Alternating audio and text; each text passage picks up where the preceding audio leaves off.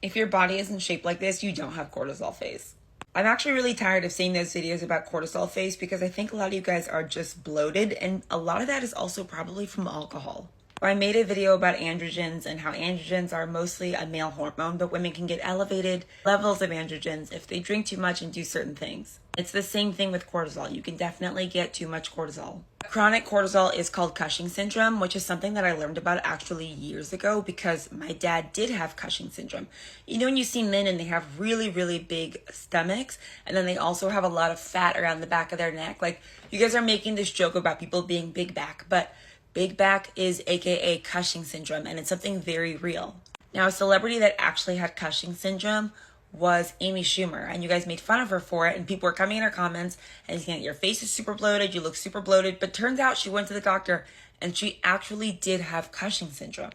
Now, here are some of the symptoms. So, thinning of the arms and legs, which sometimes I've seen with these guys or women with really big stomachs, that they have very thin arms and legs. I've seen that with lots of people in my family. Another thing is purplish stretch marks, very specific color and stretch marks, because this is also one of the biomarkers that you could have diabetes, high blood pressure as well. Because I know a lot of us, especially me, like if you're really tall or if you've ever been pregnant, you have these regular colored stretch marks, I would say. And when I talked about the back, you can see there, some people call it a buffalo hump. I know you've probably seen people who've had that, and it's actually quite terrifying when you see someone who has all of these things together.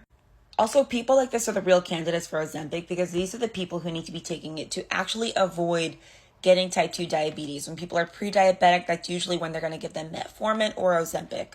I also want to mention that cortisol is not usually a bad thing. The problem is that we don't use our cortisol for the purposes that cortisol is supposed to be used for. So when you wake up in the morning, this is when you have the highest level of cortisol. So right now it's almost 7 a.m.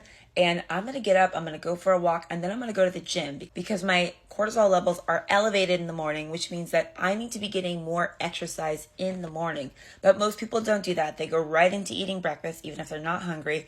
They usually go right to their desk, or they jump into getting their kids ready, and they don't use their cortisol.